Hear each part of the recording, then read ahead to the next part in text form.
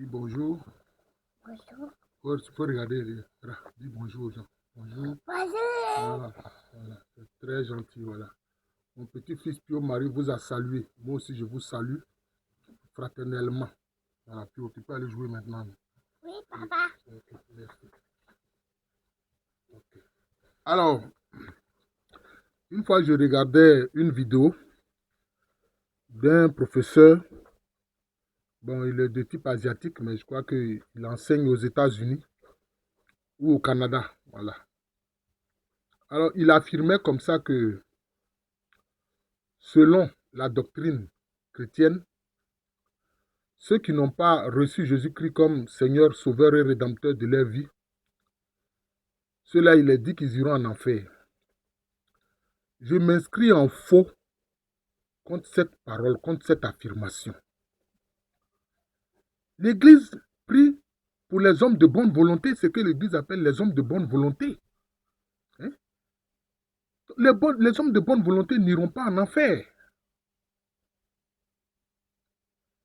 Ils seront dans un lieu, hein, aussi de bonheur où le Seigneur va les mettre, va les recevoir. Mais pour ceux qui sont ses disciples, là où il est, il a dit, il sera avec lui. Il a dit, Père, je veux que ce que tu m'as donné soit avec moi où je suis. Mais les hommes de bonne volonté n'iront pas en enfer. Non. Hein? Parce que qu'est-ce que le Christ aussi a dit? Il dit, éloignez-vous de moi, vous qui faites le mal. Vous qui commettez l'iniquité. Mais ceux qui œuvrent pour le bien, le Christ ne les chasse pas. Alors, il y a des gens comme ça qui ne connaissent pas la foi chrétienne et puis qui sont sur les réseaux sociaux. Un professeur, regardez ce qu'il vient dire. Lui-même, il n'est même pas disciple de Jésus-Christ. Vous comprenez? Hein? Les hommes de bonne volonté, ceux qui font l'effort de faire le bien, n'iront pas en enfer. L'Église même prie aussi pour les hommes de bonne volonté. Hein? Vous savez, dans ce qu'on appelle le paradis, là, comme il est dit là, il y a plusieurs étages. Vous voyez? Ça dépend parce que c'est la lumière, c'est le fait d'être dans la lumière du Seigneur. C'est pour ça que quand on prie pour les fidèles de foi, on dit Seigneur, reçois-les dans la lumière de ton visage. Cette lumière du Seigneur est immense. Mais il y a ceux qui sont plus proches de lui. Et il y a ceux qui ne sont pas en enfer, qui sont dans sa lumière, qui sont plus éloignés. Je crois que ce sera le cas des hommes de bonne volonté, des gens qui dans leur vie faisaient le bien et rejetaient le mal.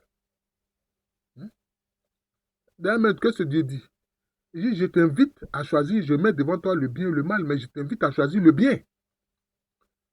Mais si Dieu lui-même invite les gens à choisir le bien, il ne peut pas les condamner pour le bien qu'ils ont choisi. Non. Hein? C'est vraiment désolant de voir des choses comme ça sur les réseaux sociaux. Je vais prendre un autre exemple. Il y a un jeune homme très riche, on en parle dans les évangiles. Il est venu trouver le Seigneur Jésus-Christ et puis il lui a demandé qu'est-ce que lui doit faire pour avoir le royaume de Dieu, pour être dans le royaume de Dieu. Le Seigneur lui a dit, mais tu connais les commandements, les 10 commandements, hein, que Dieu a donné à Moïse. Il dit, mais Seigneur, je les ai appliqués toute ma vie. Depuis ma tendre en jeunesse, j'applique cela. Et on dit quoi dans l'évangile? On dit Jésus-Christ le regarda et l'aima. Jésus-Christ le regarda et l'aima. Est-ce que Jésus-Christ va avouer aux enfers celui qui l'a regardé et aimé? Non. Donc on voit bien que ce professeur-là, hein, n'a rien compris aux Écritures. Parce qu'il ne les connaît pas en fait. Hein? Il connaît la foi en Jésus-Christ de loin. Maintenant, qu'est-ce que le Seigneur Jésus-Christ a dit à ce jeune homme-là? Qui toute sa vie, en fait, il applique la loi de Moïse. Il applique la loi de Moïse, hein, avec fidélité. Maintenant, qu'est-ce que le Seigneur lui a dit? Il dit, mais si tu veux encore mieux, va, vends ce que tu possèdes, donne-le aux pauvres, et puis reviens et suis-moi. Alors on dit quoi? Que le jeune homme est parti avec tristesse. Parce que son cœur était beaucoup attaché à ses biens matériels. Voilà. C'est ça. Mais un tel jeune homme, hein, qui a fait l'effort de respecter la loi. Tu ne voleras pas, tu ne tueras pas, tu ne commettras pas d'adultère, tu ne feras pas de faux témoignages, etc. Il ne va pas aller en enfer. Simplement parce qu'il n'a pas reçu Jésus-Christ comme Seigneur et Sauveur. Non, mais il a suivi le bien. Parce que le Seigneur dit, choisis le bien, il a choisi le bien. Donc ceux-là, ce sont les hommes de bonne volonté. Eux aussi, ils auront leur part de lumière, leur part de bonheur. Parce que, quelle est encore une règle importante que le Seigneur Jésus-Christ a dit? Il dit, la mesure que tu utilises pour les autres là, c'est cette même mesure-là qui sera utilisée pour toi. Voilà. Mais si la mesure que tu utilises, c'est le bien,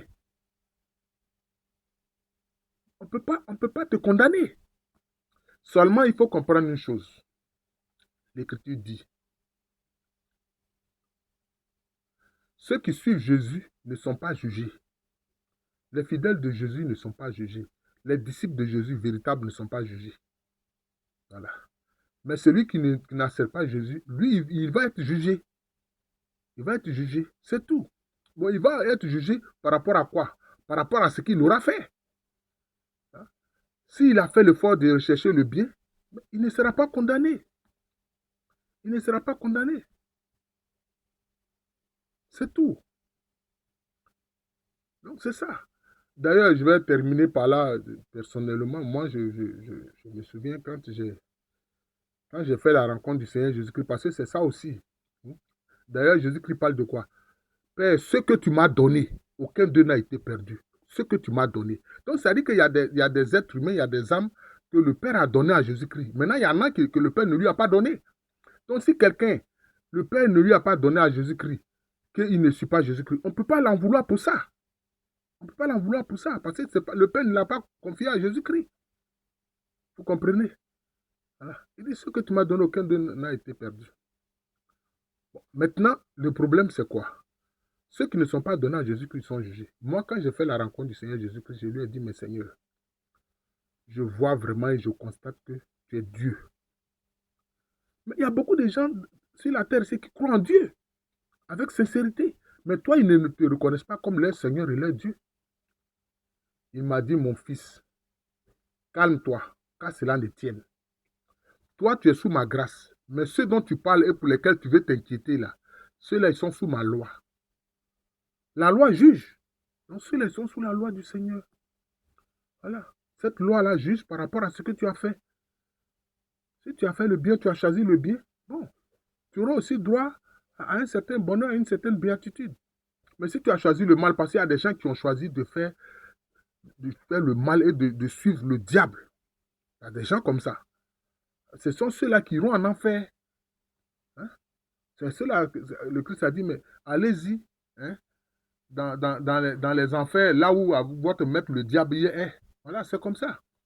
Ça, c'est aussi simple que ça. Voilà. Donc, c'est ce que je voudrais dire. Voilà. Donc, le Seigneur ne condamne pas, hein, les hommes de bonne volonté.